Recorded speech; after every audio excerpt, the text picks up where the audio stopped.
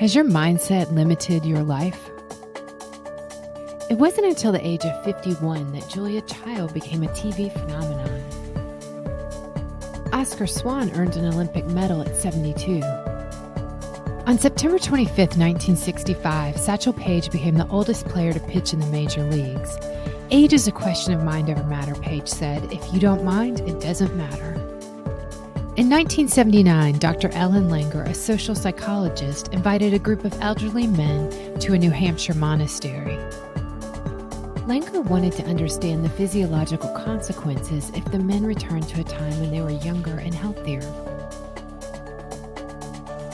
The men were divided into two groups. The first group was told to reminisce about 1959. For the second group, Langer held discussion questions on current events from 1959, such as the Baltimore Colts winning the Super Bowl and Fidel Castro marching across Cuba. Participants in Group 2 watched Jack Benny and Ed Sullivan on the television while Nat King Cole dominated the radio. When Langer studied the second group, she found that their memory, vision, and hearing, and even physical strength had improved.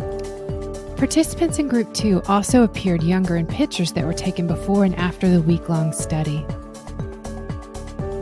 How old would you be if you didn't know how old you are? Satchel Paige. Take a moment and consider these mindset questions. What is your most debilitating limiting belief? What would you do with your life if you no longer had this limiting belief? How has your limiting belief held you back from the fullness and joy of life? Woolstonecraft Coaching, coaching for a strategic shift.